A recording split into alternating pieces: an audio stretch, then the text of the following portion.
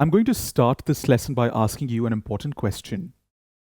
Are you somebody who hesitates to participate in group discussions? Can I tell you a little secret? The reason behind not being able to participate is not your English. It's actually the right phrases. If you think deeply through it, you'd understand and you'd come to realize that you do not know the right phrases to interrupt people during group discussions. And when somebody interrupts you, you do not know how to deal with that interruption. And therefore, with alarming frequency, a lot of people sort of run away from group discussions, participating in group discussions. But enough is enough. I have brought to you an amazing lesson, and that'll help you do away with that hesitation one phrase at a time. Let's get started. Hi, everyone. My name is Krish. I am your spoken English trainer at Cambridge Veritas English Speaking Practice. So, without further ado, let's get started with this amazing lesson for today, and that is 10 phrases to interrupt politely. You could be with your friends, you could be with your colleagues, but when it comes to speaking English confidently, it's not even about speaking English confidently, it's just about participating. You may be intermediate speaker, upper intermediate, or proficient speaker. I've seen a lot of proficient speakers as well running away from group discussion.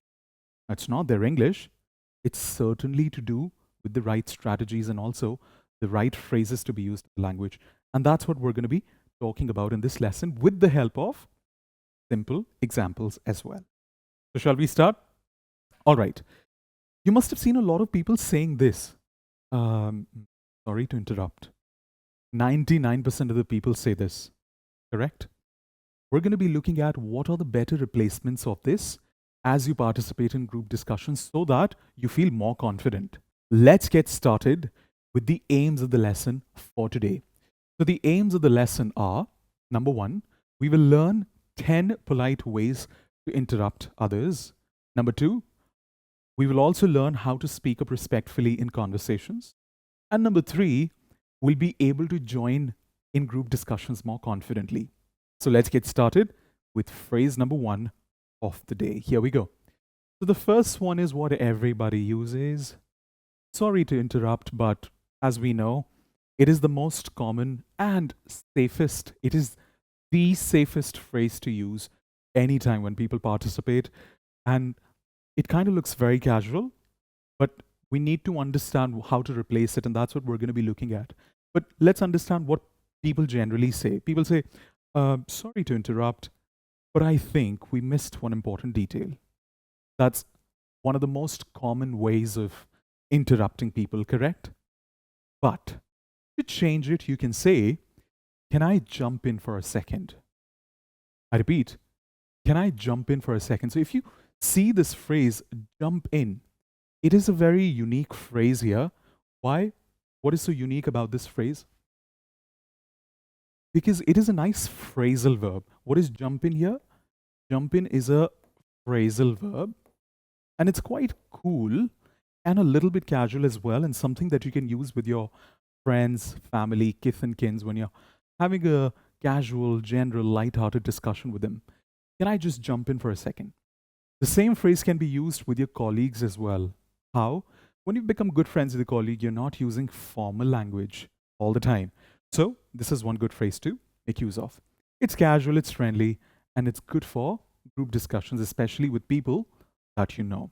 Please avoid this phrase, especially when you're during interviews, because it's your first interaction with the person, and also it's a very formal meeting. All right? So, avoid it in all kinds of interviews. So, for example, can I jump in for a second? I just want to add something. Repeat after me. Can I jump in for a second? I just want to add something. Very good. So, if you forget this phrase, just remember the word jump in. So the phrase would be, can I just jump in? So this is one phrase, okay? Now the next phrase, phrase number 3 for the day is, could I say something here? Now, when you add the word could, it immediately, please have a look, it immediately becomes a formal phrase. I repeat, it immediately becomes a formal phrase. It is very polite. It is very gentle, especially when you're talking to somebody for the first time. It is absolutely perfect for formal meetings and gatherings. Could I say something here? And if you want to make it more polite, you can add the word in the end, please. So for example, could I say something here? I have a slightly different view. So maybe you're disagreeing with the party and you're just very gently putting your thought across, which is a very formal and gentle way of doing. So repeat after me and note my intonation. Could I say something here? Very good. So this was phrase number 3. Let's now look at phrase number 4. So can you see we're actually getting more formal by every phrase, but it's a little bit mixed and I'll let you know the register as we go along the lesson. Phrase number 4 is, I don't mean to cut you off, but again, this is a very formal phrase. Cut you off, if you notice here, cut you off is another phrasal verb that is being used here. It is a phrasal verb, cut you off. What's special about this phrase is that it acknowledges the interruption and it shows respect. You're actually acknowledging the fact that you're about to interrupt somebody by putting your point across, and you also are in a way sort of apologizing. I don't mean to cut you off. I don't mean to interrupt you. You can also say, I don't mean to interrupt you. That's fine as well. And after but, you carry on with the rest of the sentence that you have to say. So for example, here we go. I don't mean to cut you off, but we're running out of time. So there are some people who speak a lot, right? They are a chatterbox. So what do you say? When they're not coming towards the end of the story, you say, I don't mean to cut you off, but we're running out of time. Could you please expedite what you're trying to say? Like that. Yeah. So a very nice phrase of sort of putting your point across and at the same time being very gentle. Instead of saying, sorry to interrupt, can you just come to the main point? Very, very rude, right? Instead of that, you end up saying, I don't mean to cut you off, but we're running out of time. So repeat after me. I don't mean to cut you off. One more time. I don't mean to cut you off. Bingo, very good. You're doing a great job. Make sure that you give yourself a pat on the back from Krish. All right? Lovely. Super. So this is phrase number 5. It's slightly longer than the rest of the phrases, but here we go. Before you move on, may I add something? Now, because of the word may here, may is a modal verb. If you look at the word may, it's a modal verb. And what is may doing here? I'm not sure if you're able to see it, but what I'm basically writing is a modal verb. So may is a modal verb here, and it is considered a very formal word in English language. I repeat, it is considered a very formal word in English language. What is special about this phrase is it shows that you're A, listening, and B, you want to contribute very thoughtfully to the discussion. Again, a very formal phrase, very classy phrase that you can use when you're participating in discussions and you want to interrupt somebody politely. All right? All of this is for group participation. So if you want to be more confident in group participations, you have to use these phrases. For example, before you move on, may I add something to what you just said? So the person is talking, but there's, it happens more often than not to a lot of people. And with me especially, it happens with alarming frequency. I forget things so easily. So when I have to interrupt people for that. So these phrases are a lifesaver, life savior as a matter of fact for me. So I end up using these phrases a lot in my daily life. Are you one of those people as well who wants to make a point, but and you know that you'll forget it after 2 seconds, so it's so urgent, and you have to interrupt the other person? What do you say? Sorry to interrupt. Now, you end up saying, before you move on, may I add something? Very important. All right. Chalo. These are the 5 phrases that we have. Half of the lesson is over. If you're still here with me, insofar in the lesson, make sure that you subscribe. And most importantly, like and share the lesson with as many people as possible, because we need more reach for this lesson so that many people can watch it, and at the same time we can continue making these wonderful lessons for you. Also, if you're new to the channel, make sure to turn the notification icon on for all the lessons, so that you do not miss any lesson that we keep coming up with in the future. Right. This is phrase number 6. Would now be a good time to add something. To tell you the truth, this is one of my most favorite phrases. And people say when they talk to me in real life that I am too formal, but that's just the way I've been brought up. So I end up using this phrase quite a lot. So I'm writing this phrase from my personal example. Would now be a good time to add something. It's polite. It's very, very gentle. It's very, very formal. And you're taking permission rather than interrupting somebody. So it's more like a question. Can you see? This phrase is more like a question, is more like a request, rather than, it doesn't sound like you're interrupting somebody. Yeah. If the person wants to take like a breath for a minute, they'd allow. Otherwise, they'd say, please allow me to finish.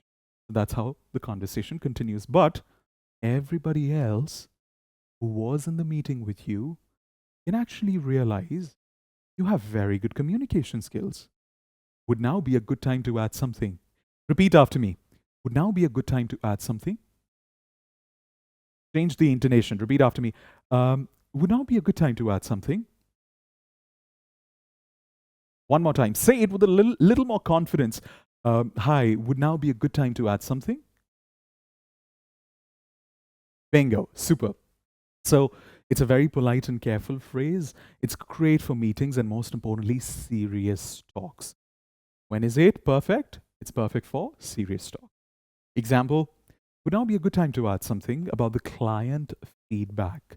So it looks like somebody's talking about feedback coming in from clients of a particular company, and you're from the marketing team and you have received some feedback and you're giving that feedback. So the idea is you're seeking permission.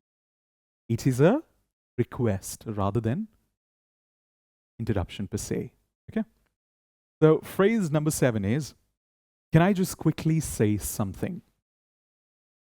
Now, the modal verb that we are using here, can, is still asking a question. It is similar to the last one, but the difference between last one and this one is that it is less formal. It is rather casual. Why is it casual? It is still respectful because you're asking somebody, you're still seeking permission, but there's a big difference between the word would and can. So, can you see the difference? There's a big difference between them. So it is quick, it is casual. You mostly use it in daily conversations. If in daily conversations you want to sound polite, you want to sound respectful, you don't want to sound like street language. Even if you're speaking English, you want to sound classy with your friends and fam, and end up using this phrase. All right, let's see an example. Can I just quickly say something about the design? Wonderful, especially when you have used, when you've been working with colleagues for a long time and you just want to add something quick, but you don't want to sound too formal. You say, can I just quickly say something? All right. Are you enjoying the lesson? Make sure that you give it a big thumbs up. Okay. Lovely. Here we go. Phrase number 8. If I may interrupt for a moment. Do you remember phrase number 6? It is the brother of phrase number 6. It's very formal. And it is, of course, seeking request, isn't it? If I may request for a moment, it is very formal, very respectful, and it makes you sound very professional. So, example is, if I may interrupt for a moment, I believe there's a small error in the report. If I may interrupt for a moment. So repeat after me. If I may interrupt for a moment. Very good. This time, a little more confidence. If I may interrupt for a moment, and it's fine if you want to take a pause after this. Take a pause. You don't have to complete your sentence. If I may interrupt for a moment, I'd like to say that you don't have to. It is actually a question. Yeah. If I may interrupt for a moment, it's a question and wait for the response of the other party. Okay. And this brings us to the second last phrase of the day. And that is, I'd like to add a point here if I could. Great for group discussions. So, again, very formal. And you wait after saying this. Wait for the other party what they have to say, and then accordingly proceed. So it's smooth, it is very polite, it helps insert your opinion without friction. What is the meaning of that? Somebody is giving a long talk and suddenly you have an important point to mention. What happens? You end up saying, I'd like to add a point if I could. I'd like to add a point here if I could. What does it do? Again, you're actually putting across a particular idea. Although you've not completed that idea, you're giving an introduction to that idea by just saying that it's an important thing that I like, by just using this phrase as a polite interruption. So what is it doing? It is adding to the discussion. If the person wants you to continue, they let you. Otherwise, you just be quiet and wait for your turn to come. Yeah. So repeat after me. Very important. How do you pronounce ID? It's I'd. I always mention this whenever there's a contraction. Repeat after me. I'd. I'd like to add a point. One more time, repeat after me. I'd like to add a point here if I could. This time a little more confidently. I'd like to add here a point if I could. Very good. Let's check out the example. I'd like to add a point here if I could about the marketing strategy. So what you're doing here is you're not stating the complete idea what that is. You're just mentioning the topic, the theme that you want to talk about. I repeat, you're mentioning the theme that you want to talk about, and the theme is the marketing strategy. So if that requires attention of everybody in the room, they'd actually let you speak. So a very nice way, a very respectful way of interrupting mid-talk, interrupting somebody politely mid-talk. Okay? Lovely. Let's move on. This is the last phrase of the day. Just to add quickly. Again, it's casual, it's a natural phrase. Makes the interruption feel soft and helpful. Just to add quickly. Again, please use it with people that you already know. I repeat, use it with known people. Do not use it with higher authorities, people that you work with. It's excellent for people that you work with. Please remember that. For example, just to add quickly, we also need to check the invoice dates. Repeat after me. Just to add quickly, take a pause.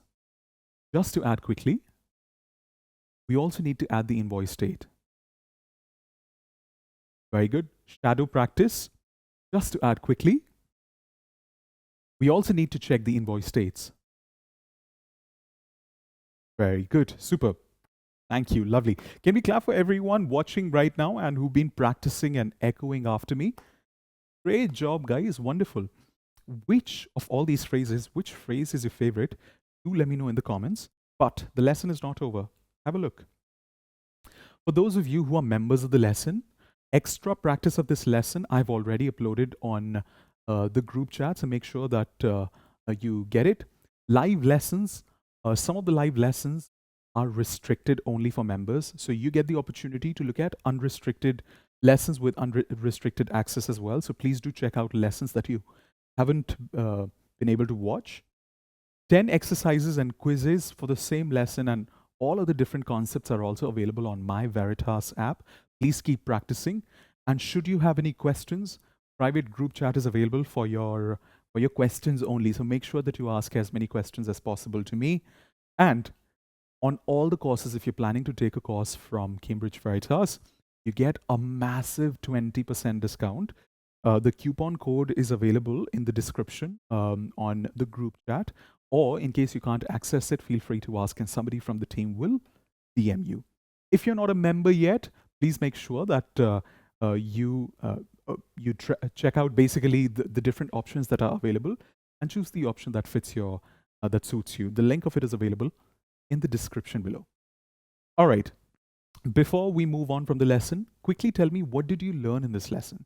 Write a simple sentence. I learned. What did you learn in this lesson? And besides this, there's another lesson that I've uploaded, which is 10 phrases on how to handle interruptions. When somebody interrupts you, which was today's lesson, how do you respond to that interruption is a similar lesson that I've completed recently. I hope you've watched it. In case you haven't, please use this link to watch the lesson. And that's all. Thank you so much for being a part of today's lesson with me. I hope you enjoyed the lesson and learned something new out of it. I will see you guys in the next lesson. Until then, take care, God bless, and loads of love. Bye-bye.